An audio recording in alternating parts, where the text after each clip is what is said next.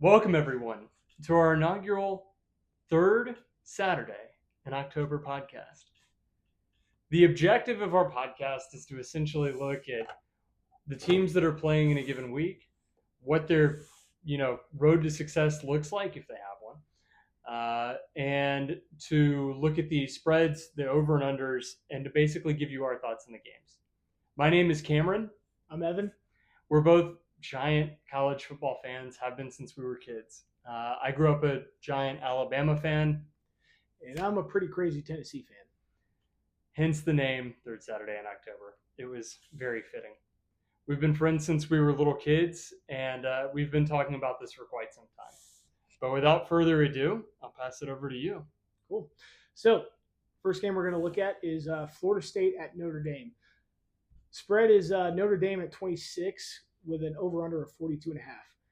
Honestly, not a whole lot to say about this game. Florida State, they're just not there this year. They're 1-6, right? Notre Dame's gotten better throughout the season. 1-8, actually. 1-8. 1-8. Gosh, they're very bad. that's awful. Well, they only have one win. And Notre Dame's just gotten better throughout the season.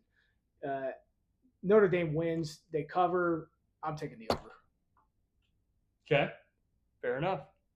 Spread? And you think they cover or not? Yeah, cover? no, they cover. Okay, got it. So my general thoughts on this game, maybe FSU is going to show up for one. I kind of thought that when they played Clemson earlier in the year at home, and then they didn't. They've had a couple of other opportunities, obviously. They haven't. Mike Norvell is having probably the worst season of any college football playoff team ever, including TCU after getting blown out with Georgia. Anyways, the keys to success for FSU. The really only one I have is try not to suck. I'm going to be very blunt. They've been horrible on both the offensive end and the defensive end the entire season. They have talent on the roster. It's just a matter of whether or not they want to get up for a specific game. They've chosen not to thus far.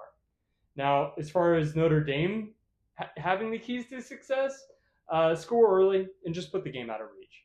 Notre Dame hasn't been bad since the Northern Illinois loss, which albeit was pretty bad, but they really do have the upper hand in this one. I think it's a pretty easy one. As far as the spread, I do have Notre Dame covering. I don't think it's going to be all that hard for them. And then lastly is just the over-under of 42.5. I'm also pretty confident that they're going to go over. I think Florida State will probably put up 7 or 10 points. I think Notre Dame will put up 35. I hope they can put up double digits at all. Yeah.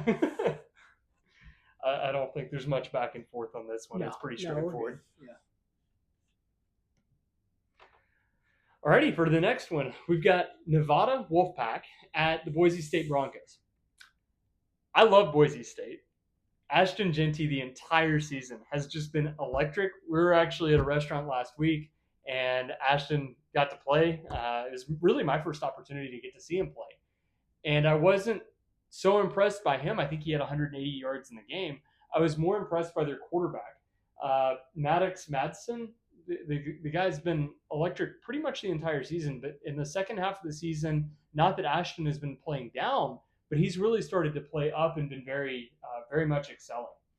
In order for Boise State to really win this game, I think that it's going to require just the continued offense to roll. So let Ashton do his thing. Let Maddox do his thing. And I think you'll be in great shape. The other thing that I'll note is Nevada has a semi-decent offense. I would stack the box on pretty much every possession and force them to run it up the center. They do have a couple of receivers that can beat you to the outside and probably run a safety over top, but in general, I think that's a great key to success. Now, as far as Nevada, obviously, you have to own the line of scrimmage in any big game. But I think that really for them to win, they have an opportunity if they pin their ears back and really bring the heat early. A couple of weeks ago, UNLV actually almost beat Boise State. I don't know if you saw that. Mm-hmm. What they did is they actually brought a lot of heat. Ashton didn't have the best game. Their offense didn't have the best game. They actually had a couple of turnovers, but they were able to win. I think that if you try and follow that recipe, you might actually find success. Now, as far as the spread goes, minus 24, I do not think that they cover that personally. personally. And the over-under, I do think that they both have decent enough offenses. I think it's going to be a shootout. I think it's an over. Over to you. Yeah, so we're going to go and disagree. We're going to get to some actual fun games in a second. There's not much to say about this game. You've said a lot more than I think there needs to be said. It's a Heisman candidate. I understand. Boise State's going to cover easily on the back of that Heisman contender. Okay? Genty almost has as many rushing yards as their quarterback has passing.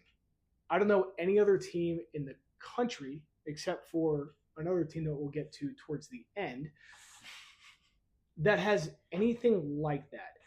Okay? Boise's going to cover easily. I'm going to take the over. Valid. Actual, maybe interesting game is going to be Georgia Tech at Miami. The spread's 11, over under 63.5. I'm going to be honest, plain and simple, Miami just looks really good. Even when they start to look really bad towards the end of the game, they look amazing behind that front runner, Cam Ward. Okay. The other Heisman finalist. Exactly. Well, the front runner. Yeah. Last week, Duke was even leading until midway through the third quarter. Then Cam goes and puts the team on his back, fires 3 touchdowns in the second half alone, ended with 400 yards and 5 touchdowns. They beat the Blue Devils, 53-31, just in the second half alone. Miami's going to cover easily, and I'm taking the over. It's really nice you feel that way. So do you guys remember when Georgia Tech beat a top 5 team this year? It was an incredible moment. Who is now 1 what did you say? 8? Yeah. Well, 8. I'm not there yet. Okay. So, yeah, needless to say, Florida State fell off a cliff, and Georgia Tech has been above average, sort of like another team we'll cover later, Vanderbilt. But yeah, Cam Ward has been playing out of his mind. In order for this team, for Georgia Tech to actually have a successful game, you have to contain Cam Ward really in the second half. Cam Ward in multiple games this entire season has played solid enough in the first, but then he's completely electric, unstoppable in the second, and seemingly no one has had an answer for it. I agree with you in that regard. So as far as what else would be required, Haynes King and Jamal Hines really need to keep everything short for themselves, keep the possession for themselves, especially in that second half. 3 yards in a cloud of dust, maybe 5 yards on first down kind of thing. Maintain 10-plus minute drives. I mean, it's really going to be a time of possession thing, especially in that second half, if you want to hold a candle to that Miami offense. Now, as far as Miami being successful, rely on Cam Ward. He's a front runner for a reason for the Heisman. He's fantastic. Let Restrepo eat. He's the primary receiver on that team. Also fantastic. And then last but not least, pressure Haynes King. Haynes King is good. He's been playing a lot better this year. But again, if you put him under significant pressure, I think you'll see a few mistakes come out of him. As far as the spread goes, I do think Miami will cover that 11-point spread. Yeah, I'm pretty confident in that, especially that it's at Miami. Yeah. And then as far as the over/under of 63.5, it's actually a pretty high over/under with a lot of faith in the Georgia Tech offense, I think. I have it going over, but we'll see what happens. I think it's going to be over only because I think that spread of 11 is way too low. That's fair. I think that is way too low. Georgia Tech has been better in the first half of pretty much every game, so I do think they will score, especially given Miami's struggles in the first half, and then they're just going to take over in the second. Completely valid. All right, on to the next one. And I know we didn't break this down at first, but we're covering conference by conference alphabetically. We're starting with the independents, and then we're going to go to the G5 and then Big 10, Big 12, ACC, Big 10, Big 12, SEC. All right, for the next one, we have Michigan at Indiana. I have a feeling this one might be controversial for you. I don't know. All right, so Indiana's having the greatest season in school history. It's of their lives. Completely. It's awesome. I don't think anybody is going to disagree that this isn't awesome to see when you have a team that's just not maybe supposed to be operating at that caliber really going nuts, hitting on all cylinders. It's fantastic. Now, the keys for Michigan to be successful in this game. Michigan all season has been playing on the backs of what they did last year. They were fantastic. They won the national championship. Sharon Moore, I think, was also riding on that coattail when, in fact, he did earn the national title, but I think he still needs that big statement win, and I don't think it's coming in a couple of weeks. I think that if Michigan plays for that day, that game, there is enough talent on that roster with a good scheme and time of possession that you're going to be successful. They need to contain Indiana's offense. If their defense can really step up, even just show an inkling of what they were last season, you're going to be in a great position to win. Now, in order for Indiana to win, score, score, score. I really can't emphasize that enough. Indiana's been nuts this year on the offensive end. Their quarterback has been playing absolutely fantastic. They're averaging 47 points a game. Curtis Rourke needs to get going early. Next, they also need to go ahead and force Michigan into passing situations. Yep. Michigan has not been successful in those scenarios pretty much the entire season. They've been through 2 or 3 different quarterbacks, not due to injury like Florida, but because they haven't been successful in finding who has a decent arm and vision. Now, as far as the spread goes, I do not have Indiana covering this game. In fact, I actually have Michigan winning this one outright. It is a 14-point spread. If Michigan can play the right way, I really think this is a good recipe for them to upset Indiana's bid. As far as the over-under is concerned, I also have the under. If Michigan wins this game, 48 points are not getting scored on that field. Over to you. Yeah, I disagree. On what part? Unrespectfully. Michigan's been so bad since Harbaugh's been gone. Disrespectfully or unrespectfully? Either way. You're wrong. Michigan's been so bad since Harbaugh's exit. Indiana, I'll give you this. They haven't played anybody great. They did blow... Michigan or Indiana? Indiana. Oh, okay. I'm sorry. They haven't played anybody great, but they did beat the absolute brakes off of a Nebraska team that going into the season, a lot of people thought were almost going to be playoff contenders at the end of the season. They're not. They were not as good as everybody thought, but they did beat them by 49 points. I would not be surprised if Michigan does pull this off, but I am picking Indiana. I think it's going to be a shootout. I don't think it's going to be close either way. I think one team is going to easily cover, but I am picking Indiana. I have a question on your pick. So you're picking Indiana. Spread, what do you think? I think it's going to be closer to 21. 21-point line? Yeah. It's really think it's a blowout? It's at 14 right now, and I could see that easily going the other way too. Okay. Because both teams are just you don't know. Expect the unexpected. Yeah, that's the hardest part. Michigan, they have had some higher moments towards the beginning of the season, but they kind of hit a hill and they've been downhill ever since. They've had really, really bad losses. Indiana, undefeated. They have not played anybody, really. But the people that they have played, the teams that they've played, they have killed almost everybody. So I'm taking Indiana. I think they're going to do the I think they're going to hit the over. I think they're going to cover the spread by more than the 14. I think that 14 is generous towards Michigan. I got to make a statement, though, on your pick. You said it's going to be a shootout. Michigan's averaging like 120 yards of passing a game. So either Michigan's going to just magically click, or Indiana's defense would be comparable to like an FCS school. So here's the thing. Look at quality of teams that both have played. Michigan has played a lot better teams coming into this game. Indiana has not. But as a whole, watching Indiana, they are a way better team on paper. That's why, at the end of the day, I wouldn't be surprised if this flipped the other way. I think no matter who wins, they are going to win by more than 14. It's a blowout one way or the other. Yes. Okay. Moving on to Washington, Penn State. So I think this is going to be. I think this is going to be kind of a discussion here. Penn State's favored by 13. The over-under is 45.5. Not the largest over-under. Penn State coming off a 7-point loss to Ohio State last week. They might be really ticked off and ready to prove what they can do to the playoff committee and try and get a higher seed once the time playoff comes.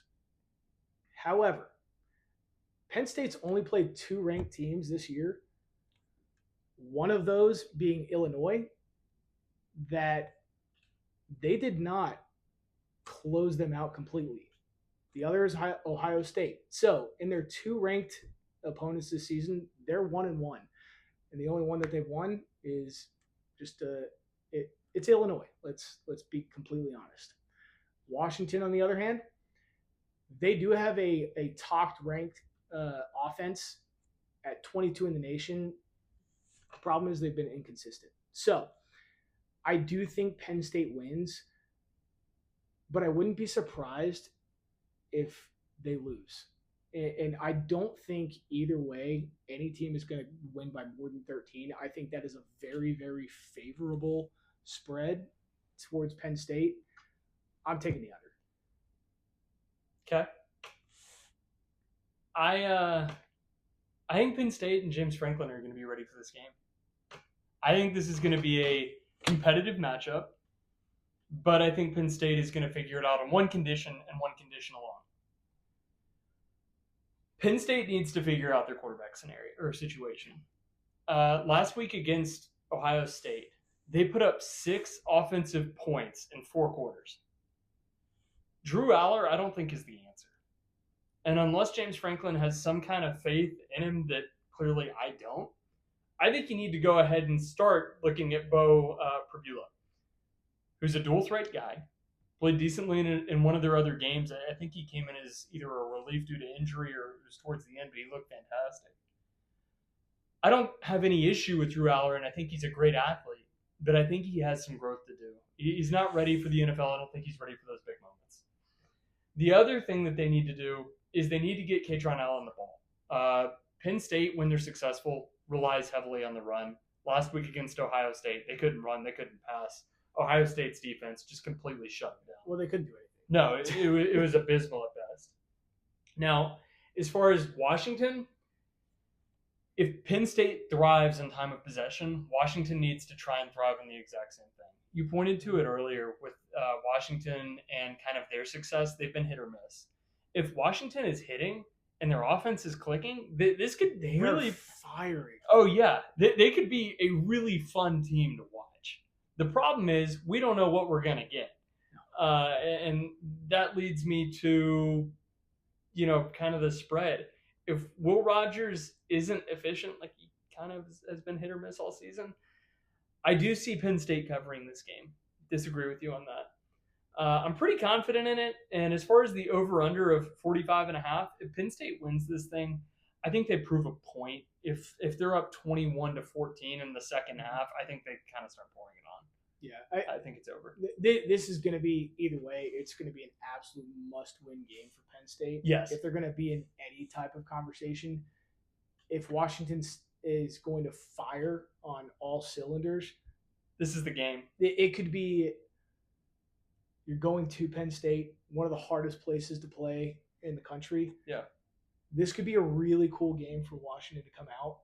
I would not be surprised if they brought it back the other way, but I do think it's going to be a lot closer. I also want to point out, and I haven't looked if this is a whiteout game or anything like that. This is a night game at Penn State. It's a night game at Penn State. That is a really fun, electric environment. How fun is that? It's on my bucket list as far as like places to go for a game. That would be a really fun one to go to. Anyways, on to the next. So we've got Purdue Boilermakers at Ohio State. Got to turn the page on this one. Purdue, a few years ago, I think it was 2018, beat Ohio State. This is not that Purdue team. Purdue is 1-7. They're really bad. They're like Florida State levels. They're just bad. They're not upsetting Ohio State. And the fact that this is at Ohio State just continues to prove my point. I really feel bad for Ryan Walters, the coach at Purdue. It's just not shifting the right way. Keys to the game. I don't even have anything written for Purdue to be successful because I just don't think it's possible. And all Ohio Will State Howard needs is to come out of the tunnel. Yeah, I mean, just be efficient. Don't overthink it, and just have a good game. Like I realized, if Purdue was any better, if they were 4-3, 5-4, something along those lines, I think this is a trap game. Yeah, they're not. No, like you would really have to be screwing up in order for this to happen. Will Howard needs to be efficient, possess the ball, don't do anything tricky, and just let the defense eat. I mean, the defense did fantastic last week against Penn State. Just let them keep going. Yeah. Seriously. As far as the spread, 37.5. Ohio State covers. Purdue's averaging 20 points per game.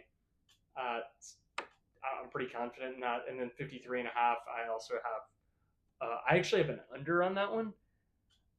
I don't think Purdue's going to score, or if they do, they put up 7 points. And I think Ohio State just lets off the throttle. Yeah, I agree. I really, I think I told you, a couple days ago that I might surprise you with this game. Yeah, I can't. Purdue's just bad. I really wanted to pick the spoiler makers to blow up Ohio State's season.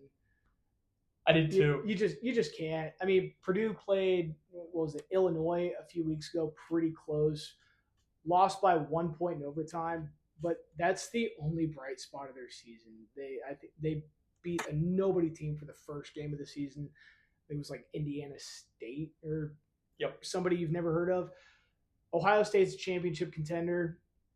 As much as it pains probably everybody in the nation to say that, they look like one of the most complete teams on paper and on the field. They are going to blow the doors off of Purdue. So they cover the spread and hit the over-under? They cover the spread, but I don't think they're going to hit the over, only because I think this game would be 40-0. Okay, so we agree on that one. Yes. Got it. Up next is Maryland at Oregon. So Oregon's favored by 25. The over-under is 57.5. Maryland beat USC earlier in the season in a pretty close matchup. That's the best win for the Terps this entire season. And USC, while they started out as a pretty good team, everybody thought they were going to be really good after they beat LSU in the opening week. It's been pretty much all downhill after that, except I think one other game. Brian Kelly and Lincoln Riley are they're just not. Sorry, not Brian Kelly. Lincoln Riley. Yeah, no. Yeah, Lincoln Riley. He's just not.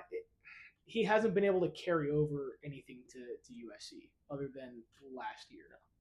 So, while Maryland does have a top 10 passing offense for the country, Billy Edwards, he's really, really great, but they can't run the ball at all. So all you got to do is protect from the pass, make them run, and nothing is going to happen. They have one of the worst defensive rankings at 84th in the nation. So, yeah, I don't know. Oregon's defense, they're going to lock down Billy Edwards, and they're going to cover pretty easily. I do think Maryland's going to score, so I will take the over on this game, but I do think Oregon's going to cover. All right, so Oregon's getting better by the week. Maryland is just next on the schedule. I think I agree with pretty much everything you just said. Oregon's offense has been dominant. Their defense has been great. Obviously, you can go and watch in the Oregon-Ohio State game from a few weeks ago. They're playing up to their competition, and they're after the first couple of weeks of the season, they're not really playing down. They're playing great football. As far as their key players and their road to success, if Dylan Gabriel, Jordan James, Tez Johnson, if they just maintain track for what they can do, this offense is going to be fine. Yeah. Maryland is allowing 30-plus points in losses. They already allowed almost 50 to Minnesota in a game, and then almost 40 to Northwestern, who is not. It's Northwestern. I also have Oregon covering this one. I'm pretty confident in that of 25 points. I just don't think Maryland has the firepower, and I also think the over-under of 57.5. I actually have under again on this one. Really? I just don't think that Maryland will be able to put up much. It's not a hate on Oregon. It's that, again, you just kind of stop running up the score at some point. I agree. However, part of me thinks that Maryland's defense is so bad that if Oregon gets going, even their third string is going to be able to score pretty easily. That may be fair. I mean, you said what, 84th Yeah, defense in the country? Yeah, they've got the 84th defense in the country. Maryland does have a really, really great passing offense. So if they get off early, I think they can take the over. Yeah. They're not going to get out after the first quarter, I wouldn't say. But you never know. Alrighty, on to the next. I'm really looking forward to this one. This is like probably one of my top 3 of the week. This is my favorite game. So, BYU at Utah. Something that a lot of people don't really talk about. Utah is legitimately kind of a powerhouse of like the West. Winning at Utah, and this game is also at 10:15 at night, is going to be a really hard task, and the line shows for it. BYU is at -4. They're number 9 in the country, and Utah isn't ranked. Not even ranked. No, Utah may not even make a bowl. They're 4-4. Yeah. So it kind of gets into the keys to success here. Similar to Indiana, don't overlook this team. If you're BYU, you need to give this 10 out of 10 on effort, maybe 11 out of 10. This needs to be like your best game of the season. It's not even close. The defense needs to win the game. One team this entire season has crossed 30 points when playing BYU, and only 2 teams, including that one that passed 30, has crossed 20 points. Their defense is really good. I mean, like, really solid. If you just don't turn it over, be consistent, don't really give Utah an opportunity, you'll be in really good shape. Utah's keys to success: keep it close. BYU has won 3 games now by a touchdown or less. They've won a lot of really close competitive games, which does not speak well, especially when you're playing at 10:15 at night in a foreign stadium. They've turned into Iowa from last season. Correct. And at some point, your luck kind of runs out. Run the ball. Micah Bernard is a solid running back and needs a big night. If Utah can get the ball rolling on the ground and BYU can't answer, and their defense is supposed to be the answer, this game goes the way I think it will. Utah wins outright. Obviously, that means BYU won't cover. I'm pretty confident in that. I really do think Utah is going to win this game. And as far as the over-under, I think they pretty easily hit a 41.5 point over-under on this one. I don't even think it's really competitive. I realize both teams have a good defense, but to say 20 points apiece is kind of brutal in modern day football. So you think it's an upset? Yes. But BYU is undefeated. Yes. I agree. Okay. Their best win, BYU, came from a 3-point win over SMU in week 2 when they were not even in any type of picture. Yep. While their offense, they've made a lot of improvements throughout the season. They are 91% on red zone trips. The exact opposite is true about their defense. Opponents are scoring and they're converting on 79% of their red zone trips. Touchdowns, field goals? Just in general. They're scoring.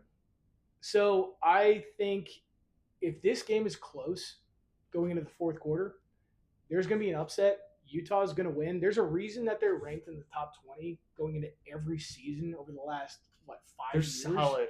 They're a good team. They play good opponents sometimes. This year, they have been very inconsistent, but they have also been getting a little bit better each week after having a really, really slow start. So if Utah keeps it close, they're going to win this game. BYU is going to be out of the playoff picture. Fair enough. This one's going to be a little bit difficult for me to talk about. So why? Mississippi State. Why is it hard for you to talk about? Mississippi State at Tennessee. Let me just brag for a second. Tennessee has the 4th ranked defense in the country. over the last couple of years, I mean, come on. Anything's an We improvement. have had one of the worst defenses in the country at Tennessee. Unfortunately, on the opposite side of the ball, the one thing that Tennessee is known for, the offense, the high-flying offense that for some reason announcers still love to talk about, even though it has not been true.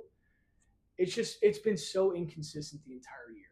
Even last week when Nico had a really, really great game at Kentucky, they still only won by 10. The spread was almost 17 going into that game, and let's be honest, the game was a lot closer than 10 points because a lot of that came right towards the end of the game. Tennessee wants to be considered for a higher seed in the playoff picture going forward. They have to keep the defense consistent, and they have to turn it up on the offense. And that has to start against Mississippi State, who is the worst team in the SEC this year. They're favored by 24. I wish that I could flip my view on this. Tennessee will win, but they're not going to cover a 24-point spread. I hate to say that. They're not going to cover. I'm going to take the under. So you said Tennessee will not cover, correct? Mm-hmm. Okay. So last week, Tennessee escaped Kentucky's bid for an upset. Mississippi State is not prepared to do that same thing. State has been just genuinely bad all season. They're 2-7. They're not good. I mean, it kind of speaks for their entire roster. They're just not a great team this year. So Tennessee's keys to success on this. Number one, Tennessee lives and dies by Nico. If Nico is not on, this could be a loss. I could see it. It could be another Arkansas. So I'm going to pause you there. You say that. But they have one of the top rushing offenses in the country behind Dylan Sampson, who has 19 touchdowns. That's my number two. I have Dylan Sampson needs to just open it up and pound away. You know, this is going to be a discussion. I don't, plus a later game that we have coming up. I don't think so. I honestly think Nico's going to have a big game in this one. If Mississippi State wants an opportunity to win this one, force Nico to make mistakes. If you're forcing him to throw, you're not giving Dylan Sampson the opportunity to really do much on the ground, and you're keeping that Tennessee defense on the field. Maybe I could eat my words. Maybe you could make it a competitive game. Again, I really don't see them winning, but who knows? As far as spread thoughts, I think Tennessee covers. I'm pretty confident in that. I think it's going to be a coming out party for Nico. For his sake, I kind of hope it is. The over-under on that one, I don't see them going over 61.5. Tennessee is a great secondary, and I don't think State is ready to move the ball. Scoring is going to be one way. Again, this is one of those I just question how far does Tennessee really want to bring up the score. Yeah, and I agree. They could very easily cover. The only reason I don't think they will is you look at the game against Georgia. They had, and I say had past tense, a pretty decent offense. They have shown up to a couple games. Georgia has one of the best defenses in the country as well. Not quite as good as Tennessee, but they scored 31 points in that game. Sounds like you're throwing shade. I am throwing cautious optimism towards the wind. That's one way to do it. Alrighty. For our next one, we've got Florida at Texas. This is going to be a genuinely fun game, I think. This is a noon kickoff. I said it was going to be a fun game. I really don't think it's going to be. Florida's on their third-string quarterback. Graham Mertz, I think it was like an MCL or something terrible. And now you have DJ Lagway, who technically is not ruled out for this game. I don't know if you saw that. No, he's not. Yeah. But I don't know how healthy he'll be coming back. The third stringer just didn't look great last week. I just don't see Florida really making this all that competitive. The keys for Texas. Oh, and one more thing to add for Florida. Last week was an extremely emotional game that they played. And while they did lose, they really kind of left it all out on the field. And there's a lot of people that have a lot more respect for that Florida team this year after how they played Georgia. Even emotionally, I don't think they're going to be there for this game. It's 2 top 5 teams back to back. Now, for Texas, open it up, pass it big. You got Arch. You also have Quinn Ewers. Quinn is going to start the game, obviously. Just go big. I really wouldn't hold anything up. Swarm it and score early. If you can go ahead and just put the Florida defense in a great position to lose, you'll be fine. Spread, Texas covers, 21.5-point spread. Unless Lagway can play reasonably well, that would be the only caveat I'll throw. As far as the over-under, over won't even be hard, I don't think. Texas needs to prove a point, and they're going to go up huge early. So this is where we're going to start counting score here. Florida had to try to lose that game last week. Georgia did not win that game. I agree. Even though they were on their third string quarterback for the entire second half and part of the second quarter. Who did throw a touchdown. Exactly. He threw a touchdown. He didn't play great, but he played well enough for coming in with no expectations. Florida, they've already exceeded everybody's expectations coming into this year. A lot of people thought they were going to get maybe 2 or 3 wins for arguably one of the hardest schedules ever in college football. Texas, on the other hand, since the Georgia game, they've just been kind of on the downtrend. They barely beat Vandy a couple weeks ago. Shut up.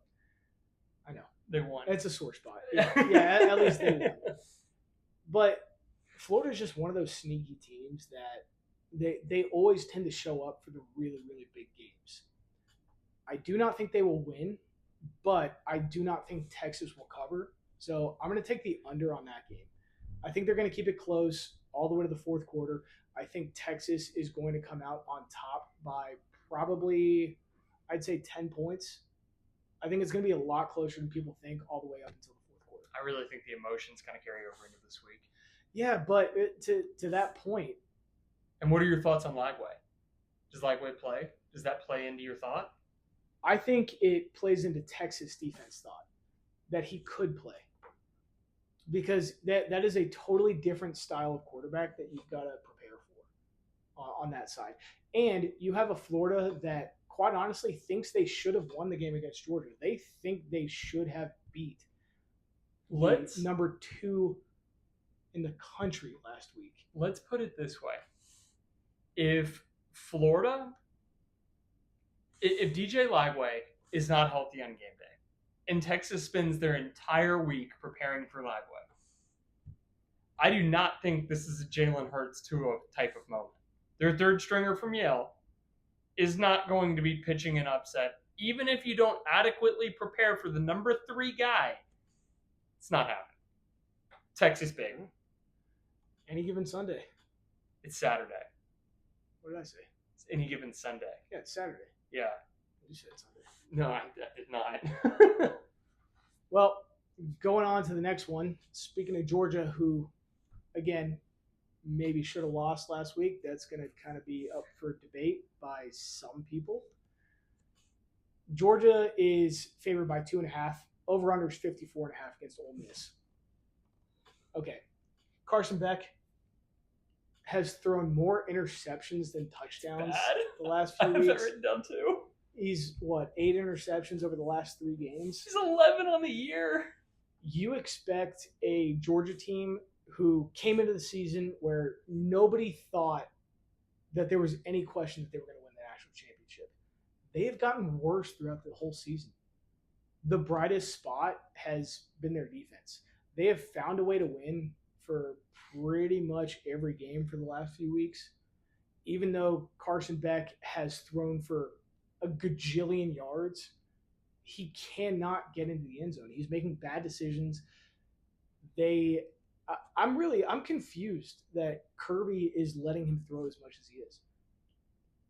He's a great quarterback who makes really, really bad decisions. He has all the talent in the world. Does that make you a great quarterback?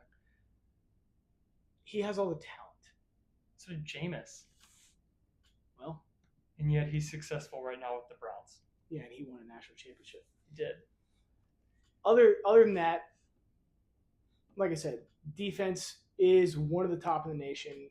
It's going to be another ugly win by Georgia. They're going to cover only because the spread's 2.5. And I really do mean only because it's going to be 2.5. It is going to be an ugly win. I'd take the over, but just barely, only because Ole Miss's offense is going to score in that game. I think Georgia is going to also find a way to score in that game, but it's going to come really late, just like it was in the Florida game. They've been slow to get started.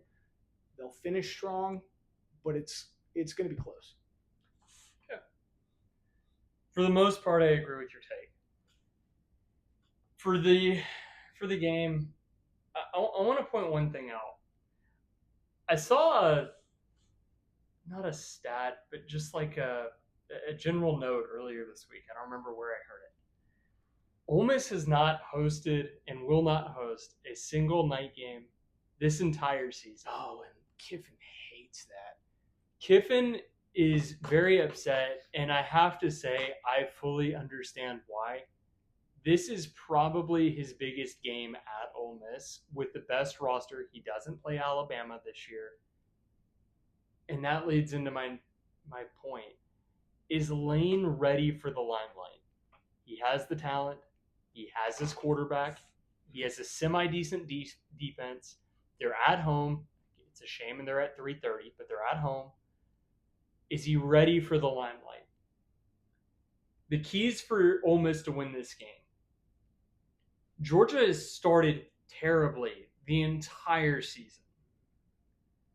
Georgia, if they do that against Ole Miss, and Jackson Dart is even semi-decent to open it up, and can put up 10 to 14 points in the first quarter and a half, I realistically think I could see this going in Ole Miss's way. Jackson Dart needs to light it up, open it up for your running back, and force these bad decisions by Carson Beck. I disagree with you. I don't think Beck is up to the standard that everyone feels that he is. I just don't.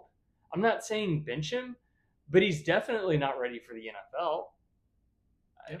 He can enjoy driving his Lamborghini at college for another year. Now, for Georgia to be successful, they need to play 4 quarters. They haven't done that the entire season. In the Bama game, they decided to play a half. They nearly came back and won. They did come all the way back and took a lead late in the 4th quarter. In every game this year, they haven't played 4. If they play 4, you can't beat them. Maybe Ohio State or Oregon. That's it. I don't think anybody else is holding a candle. Their roster is too good. They need to own the line of scrimmage. Don't put the game in Carson Beck's hands. Please. If you're Kirby, go ahead and pivot. Own the line of scrimmage. Do what Bama did to Missouri last week. They had, 280 yards rushing? You have ETN. You have ETN. Yeah, and they have a solid line. There's no reason that they shouldn't be good. Now, the problem is Ole Miss's defense is not great. No. So, at the end of the day, I think this is going to come down to, and it's a weird thing to say, Trey Harris is going to be a really big thing. If Ole Miss can start handing the ball off to him and he can have a big game for Ole Miss and they can possess the ball long term, I think Ole Miss wins. Well, and let's be honest, hardest thing for Ole Miss to overcome is now they can be fined for flopping on the field. That is correct. Over and over. That is correct. That is Kiffin's favorite move. Now, on the spread, I just said a lot of reasons that Georgia's going to lose. Kirby has a knack for getting his guys prepared for big games. After an emotional win last week, I think he'll be ready to take care of business. I have Georgia winning and covering the 2.5 point spread. I can easily see it, and I even have in my notes, I'm not very confident in that pick. But I do think that Georgia will find a way. I do also think that it will be an over, and I think it will be significantly over 54 points. Yes. Georgia has a decent defense. Ole Miss has, I think, a better offense, and Ole Miss doesn't have a great defense. And Georgia's offense can score. We've seen that, even if they only play for 2 quarters. Now, big question. I was surprised looking at the spread on this game and the over-under. I was too. I thought both were pretty low. I mean, you've got what was Georgia just ranked at? Number 3 in the college football playoffs just now when that came out. Ole Miss was somewhere around 18-ish. somewhere around there. 16. 16. That's a pretty big difference when it comes to the playoff committee. I'm surprised at the spread on this game that it's not higher. I actually agree with this spread more, but I am surprised at what it came out at. I think this is a good gambling game if you have faith in Kirby. I think it's going to be a lot better game than it is from the rankings. This could be the most fun game of the week to watch. It could be really fun. I think over to you, right? I think no, it's you. I get to talk about this one. Yeah, no, I would never take this from you. Oh boy, I'm excited for this one. So I'm just gonna kick it off. I've been to 2 LSU games at LSU. Obviously, I went to a couple at Alabama as well. There is no better environment in all of college football, 2021 or 2. I can't count. I'm an Alabama fan. Tennessee did not hold a candle to what a big game is down in Baton Rouge. These games are fun. These games are electric. This game is at night. That said, it's going to be a crazy one. I am a diehard Alabama guy, but I'm going to do what I can to be as unbiased as I possibly can. So I think the big thing we're all wondering is, what do we get out of Alabama? Do we get a first half Alabama against Georgia or a second half Alabama against Georgia? I think we've been wondering that all season. We won, 34-0 last week against Missouri. It was the most dominant our offensive line looked all season.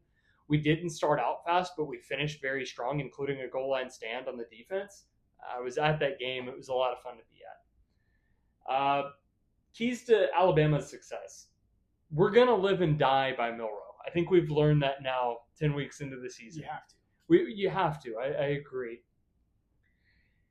The biggest thing that I don't want to see is, please, for the love of God, do not just look at Ryan Williams.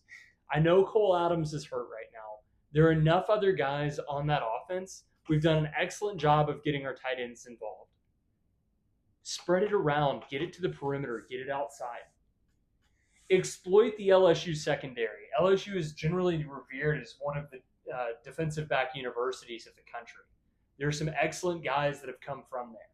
But I think we have to realize this is not one of those dominant years for him. If you can get a Ryan Williams running deep down the outside, if you can get a couple of the Alabama receivers or tight ends open downfield, which I think is very possible, I think there's a lot of opportunity for big explosive play, but it shouldn't be the only way you win this game. Now, the other thing I'm going to point out, it's almost a run and shoot style of offense that I'm asking for. I want to see a continuation of that Missouri trend, run the ball. Last week, Alabama ran for 280 yards. Get Jam Miller and Justice Haynes extremely involved. They need to have 10 to 15 touches apiece. They should each be encroaching on 100 yards. I think that's what success looks like for Alabama. Now, the last thing, and it's DeBoer's least favorite metric, time of possession. Winning? No, he's done that, just not against Tennessee or Vanderbilt, but I guess the Tennessee schools. Anyways, DeBoer's least favorite phrase is time of possession. I hate that. Please figure that out. It's a huge metric. I would love to see you figure that out. Alabama can possess the ball and win the game. Those can happen simultaneously. For LSU to be successful, come in angry. You just lost to Texas A&M, who's a very good team in their own right. Blitz Milroe and run a spy the entire game. I'd bring four-man rush the entire game, and I would have a linebacker spy either covering the running back, just running a short route, or just covering Milroe on a zone run, or even just trying to get around the perimeter. It's too easy. Garrett Nussmeier is a decent quarterback. He needs to exploit the bad Alabama secondary. They're genuinely terrible. Go back and watch the Georgia game. Just throw the ball up, you'll beat them. Kyron Lacey and Aaron Anderson are each averaging, I don't know if you saw this, they're each averaging, these are the star receivers for LSU, over 15 yards a catch.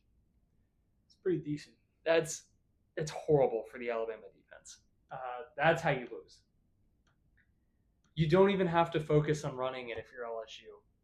Literally get it to the outside, the perimeter ball, and torch the secondary. That would be what I emphasize the entire game. Again, Alabama, time of possession. This is the game to do it. Bama spread. I don't think Alabama wins this game. It's a minus 2.5 point spread. I think DeBoer has shown that in big moments, Bama can play.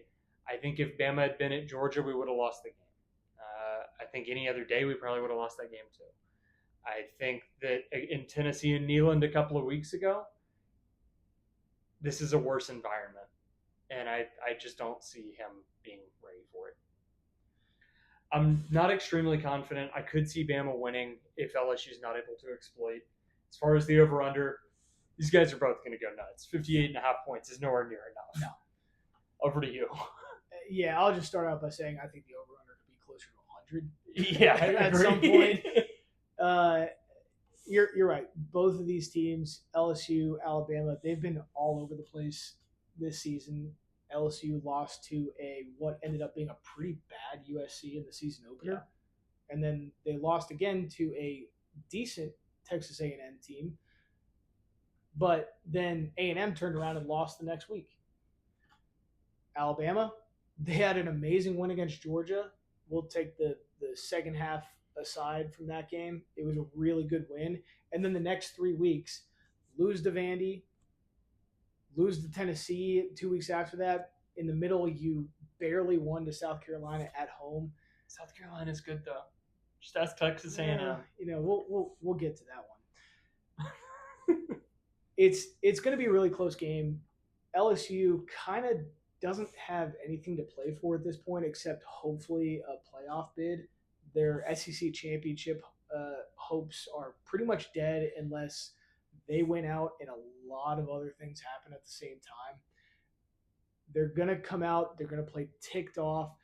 Bama, on the other hand, they're going to come out too because they are officially in the top 12. They're number 11 today in the college football playoffs. They're going to try and improve their win or their playoff bid. They always close out the season really, really well. I could see this game going either way. It's going to be a high-flying game. Milroe cannot have the same game that he's had in both of these losses, as well as a couple of these other close games. He cannot throw the interceptions that he's had. He can't have those turnovers. He will make or break this game, one way or the other. Alabama is going to need to run the ball. They're going to also need to pass the ball because both teams are really, really good on defense, but both teams have really high-flying offenses. I'm sorry. Go ahead. No. So from my end, and I think every other outlet has covered this, this is a playoff game.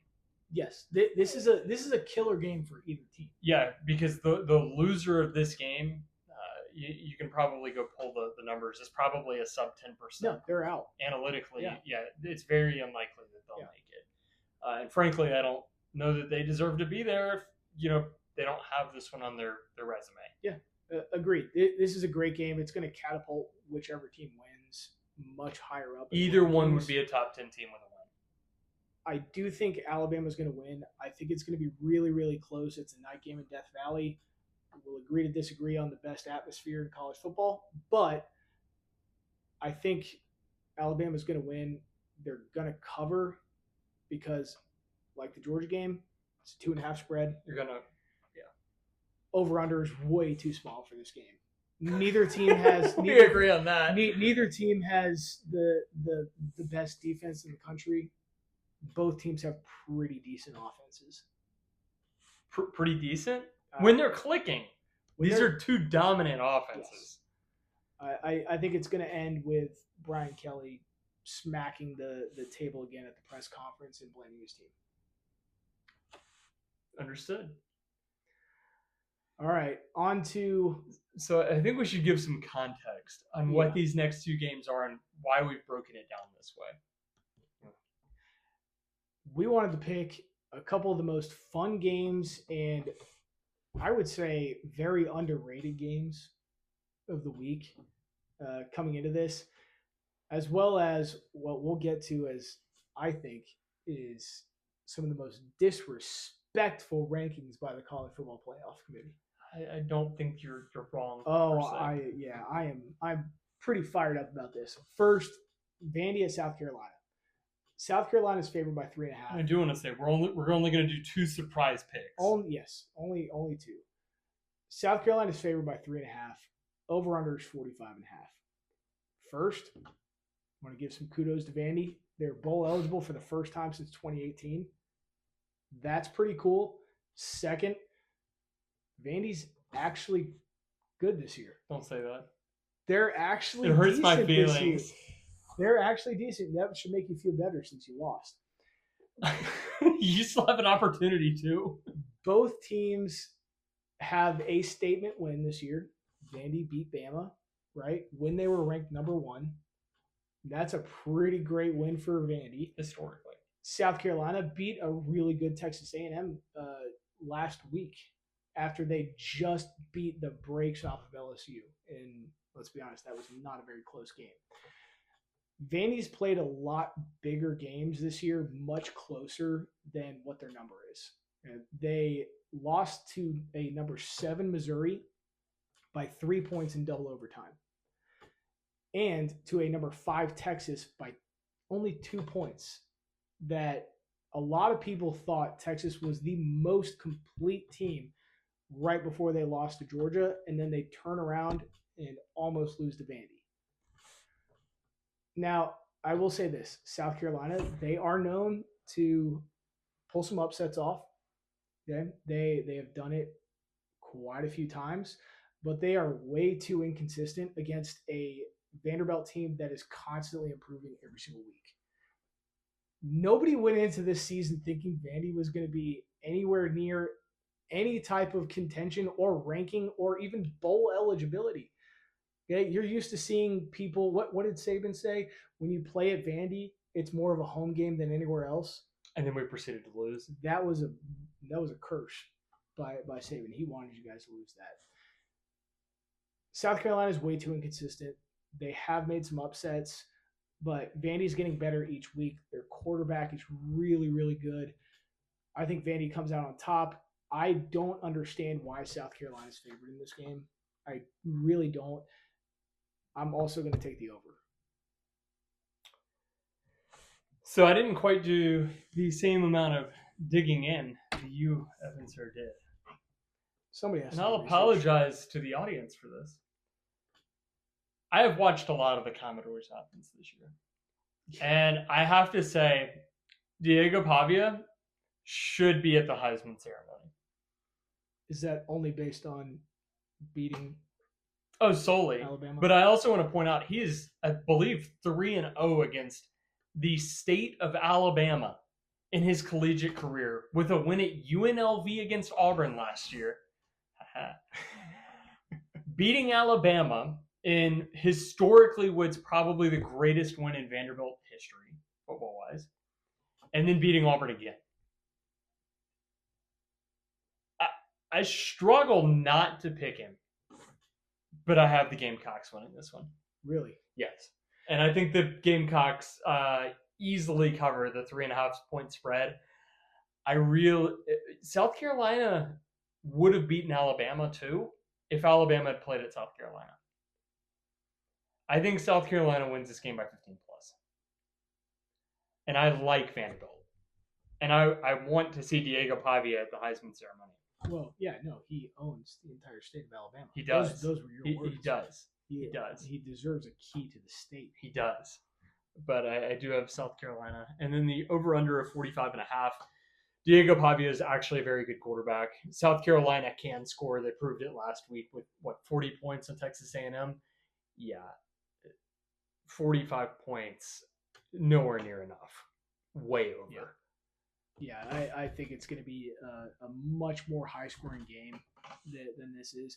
Honestly, this is 60 plus. Neither team has an amazing offense or defense. South Carolina's defense is actually really good. South Carolina's defense is middle of the pack. Their defensive line specifically is very good. They do have a very good defensive line. But other than that, there's no high notes really for either team other than their quarterbacks and maybe a couple other key players. This game could be a toss-up. I do think Vandy's going to come out because they have a chip on their shoulder. Plus, we all need to see the SEC shorts of Vandy continuing to own the throne. Exactly. Okay. All right.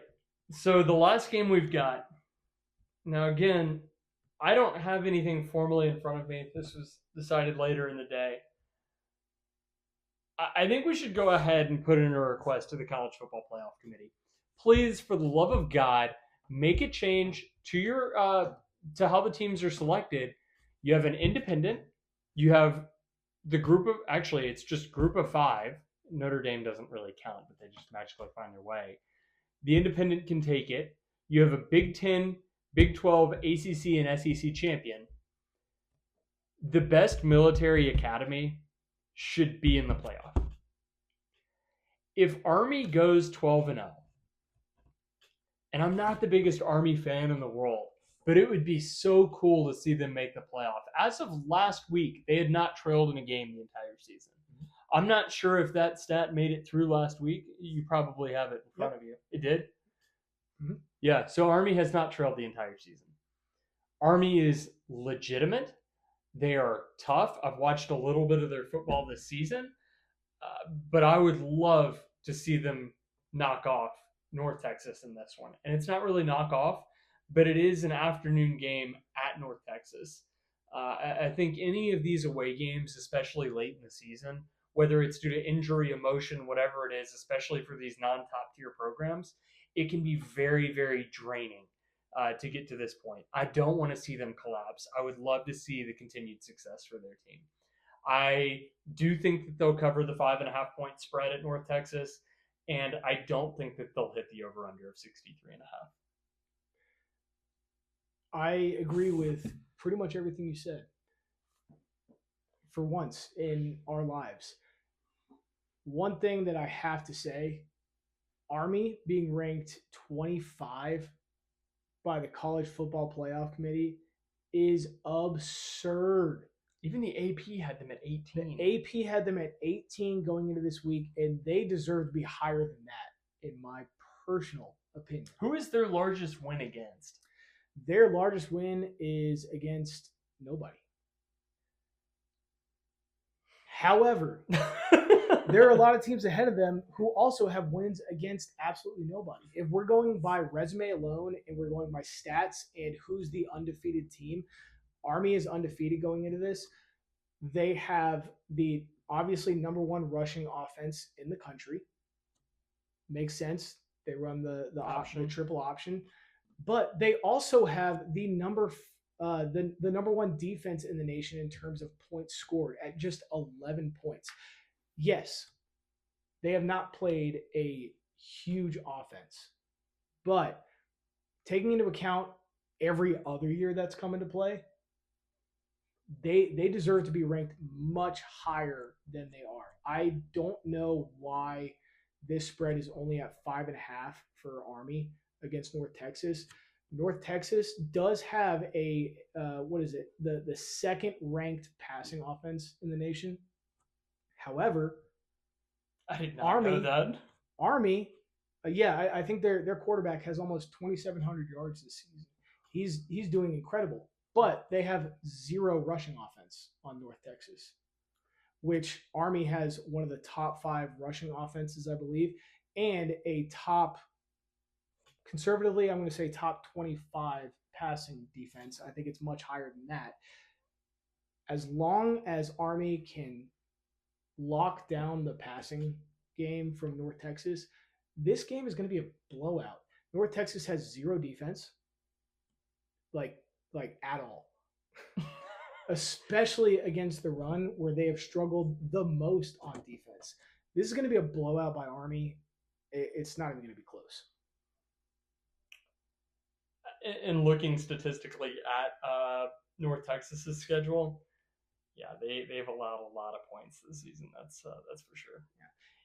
Yeah. And I'll say, yes, I am favoring Army a lot right now, but that is just because I think they've been so disrespected just tonight based off of what they've done on paper. It doesn't make any sense. I think the real test comes next week. If Army is able to hold, the 5.5 point, well, not even the spread. If Army can win this game, they have Notre Dame next week. Yep. And I think that game is going to be a lot closer than a lot of people think. Notre Dame, yes, they're a good team. He's got a lot better, like we've said, throughout the entire season. But it's also a Notre Dame that we've seen how many times throughout the years crash and burn towards the end of the season. They're one of those teams that gets 70% of the way through and just collapses. But sometimes they do it 10% of the way in, like Northern Illinois can help them find. Yeah, and sometimes they make it all the way to the national championships, and then they crash and burn. That's fair. And I do want to correct my statement. There's a bye week for the Army Notre Dame game. So, but anything else on this? Nothing else from me. I think we have pretty well covered everything. Well, we appreciate anybody and everybody who's watching. Please let us know your thoughts. We are just two guys that love talking about football.